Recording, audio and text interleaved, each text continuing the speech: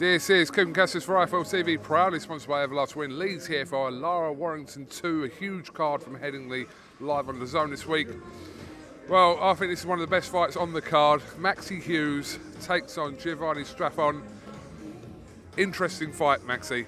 Yeah, very interesting, and I'm happy to be here and be a part of it. I'm enjoying every minute of it.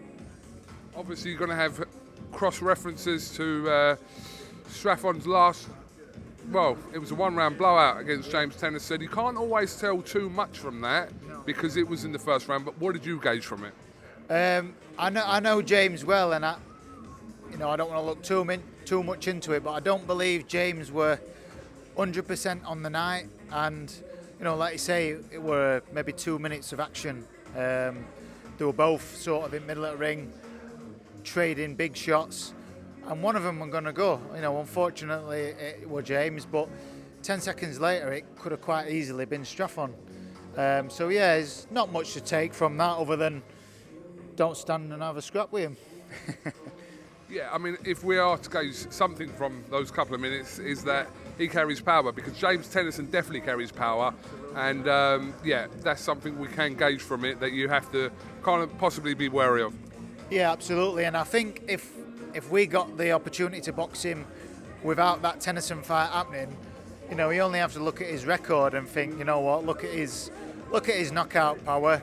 He's clear that he carries power, so let's not test that theory.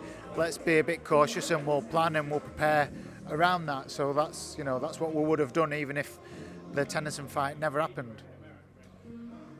You're on a very good run of form at the moment. It's been well publicised. I was discussing it with Eddie Hearn the other day, and I used the reference as a purple patch, which it is a yes. And I think Eddie was getting confused with something else. It definitely is a purple patch because that is a good run of form. Are we in agreement of that, first of all? Yeah, definitely. As Eddie says, I will be really purple. What is it? It's Veruca, innit, of Charlie and Chocolate Factory. I might look something a bit like that on Saturday night. Well, it is a purple patch you're on, and you've had, fantastic wins ever since, obviously, from the John O'Carroll win to the Kochikov win to the Highland win. So you'll be looking to take that form straight into this fight against Straffon. Yeah, absolutely. That ability's always been in me. I know it's took me until this point in my career to really let it out of the box, so to speak. I've just been a bit nice early in my career and just turning up, but now it's like, right, I'm 31 now, a young 31, but it's like, right, approaching that latter end of my career. So let's make something out of it and let's get some good wins. Because you're not kind of new on the scene, and I don't mean that in like a disrespectful way. You've been around for a while, Maxi, but it only seems to be in the last couple of years you've been kind of given the proper credit. You've been in some fantastic fights during your career, but it seems to me over the last sort of 12 months, more or less since 12 to 18 months since the COVID period, that you've been actually getting the props you deserve. Yeah, I'm gutted COVID's ended, but yeah, this is my 11th year as a pro now, so I've been there. I've had them top domestic fights, fought the best domestically, 3 fights with Martin Ward, Scotty Cardle, not far off approaching 10 years ago. Liam Walsh, Sam Bowen.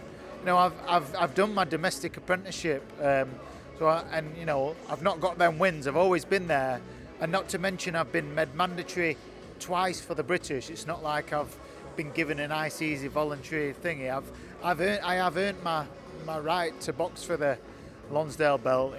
Winning it on my 3rd time. So yeah, I've got that good experience, and I will be able to take that into Saturday night, and all that experience has helped get me to where I am now, and all that experience is now paying off. Absolutely, and a couple of those fights in particular, the Carroll fight and the Victor Kochikov fight, from the outside perspective, you weren't supposed to win those fights. Fucking hell, either 10 or 12 to 1 underdog against John O'Carroll. I mean, I wish I was a betting man and I'd have saw that, because I'd have put a hell of a lot of money on that, but I don't bet, I don't gamble. But yeah, again with Kochikov, he was a favourite, which that one I were a bit baffled by that, because I thought, all right, he's 12-0, he's not fought anybody, look at the run, look at who I've been in the ring with. All right, I've lost, but look at the quality of the opposition, and look who I've just beat. Why am I an underdog? But I knew as soon as that fight got offered to me, I thought, I'm beating him. There's no way I'm losing to that. So that one pissed me off a bit, that I was underdog there.